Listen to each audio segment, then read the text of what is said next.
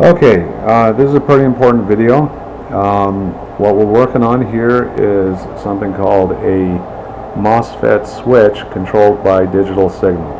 Okay, now as you can see here, we have a MOSFET. This is something called an N-Channel MOSFET. There is also a P-channel that's available. Basically works backwards. Now how a FET or a MOSFET is different from a regular transistor is that it's a voltage amplifier. Okay, most transistors are current amplifiers. Okay, but I tend to think more in terms of voltage, so I like to use FETs rather than regular transistors. Okay. We will not be using it in amplification mode, but what we're going to do is we're going to saturate the gate such that it works like a switch. Okay? And how we do that is we have a small push button switch down here. Okay? And as you can see, the MOSFET can light up the LED. Okay? Now where I originally got this the schematics for this was on the internet. However, a lot of you know that not everything you read on the internet is entirely accurate. So what you do is you breadboard it, and if it works on the breadboard, you know it'll work in your circuit. So what I did was I built the simplest MOSFET switch that I could build that is triggered by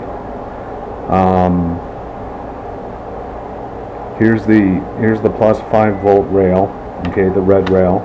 And we have ground here, which is 0 volts.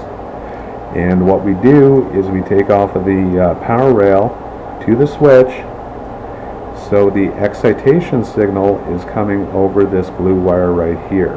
Okay. Now, obviously, it goes to the gate. Okay. A MOSFET has 3 pins. It has a source, it has a drain, and it has a gate. Okay. Now it's the gate that controls the switching action between the source, in this case this, and the drain. Okay. So how we do this, what you do is you look at the data sheet for the particular MOSFET that you're using. The rightmost pin will be the source. Okay. The middle pin you would think is the gate, but it's not. It's actually the drain. Okay? The gate is actually on the leftmost side when looking at the MOSFET from the front. Okay? This is the front. This is the back. You see the difference? Okay. Now, in order for this little network of discretes to work, what you need is you need this resistor right here.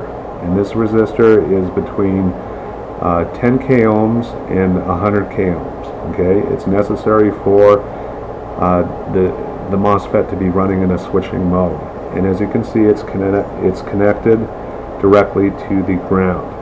Okay, now we'll show you a schematic later. Okay.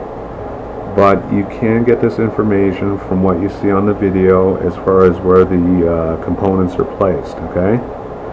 Now, so that we don't draw that much current through the gate, this is the 5 volt signal that we have coming in. Okay. We pass it in series through this current limiting resistor here, right here. Okay. And that goes directly into the gate.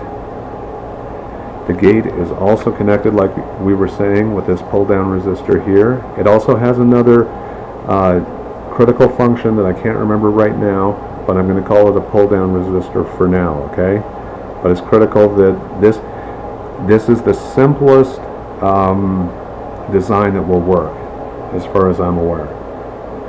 Okay, now we have the LED here, and I'm pushing down the switch. Okay.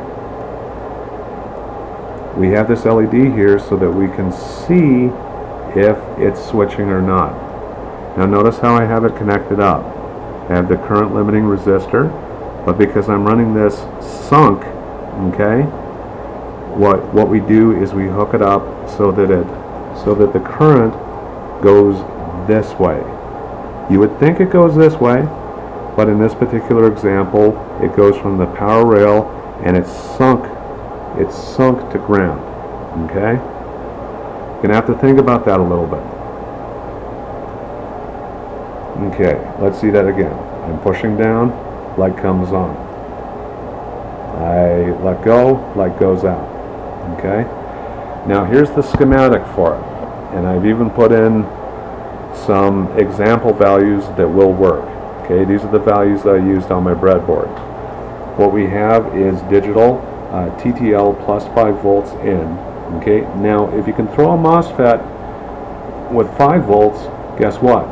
Just by adjusting some of the values, you can throw it with 3.3 volts. Okay, but we're using 5 volts for now, and we have that current limiting resistor there so that we don't dissipate that much power in actually throwing the switch. Okay, and in order for it to work, we need this resistor right here, and that's its value. Okay, this is the N-channel MOSFET right here. Correlate it with your data sheet that you have for the MOSFET. Our MOSFET is a 30 amp, 30 volt model, so it's more than powerful enough for what we're trying to do, which is power these drone motors. Okay. Now, as an example, this is a load. This is an electric motor, a single phase. Okay. Now, when a motor stops, no matter how small, as it's slowing down, it turns into a generator. And the reason why we have this diode here is because when it's slowing down, when it stops, we want to feed the current back into the coils rather than back into the MOSFET. Okay? Interestingly enough, and I don't want to confuse anyone or anything like that, but I would mention that you can use a different amount of voltage over the switch than what you're triggering with. Okay, that's why I put V plus instead of 5 volts plus. Okay, we're going to try to run a motor at about 7.5 volts, but triggering with 5. Okay, so that's our presentation for today, and hope you liked it.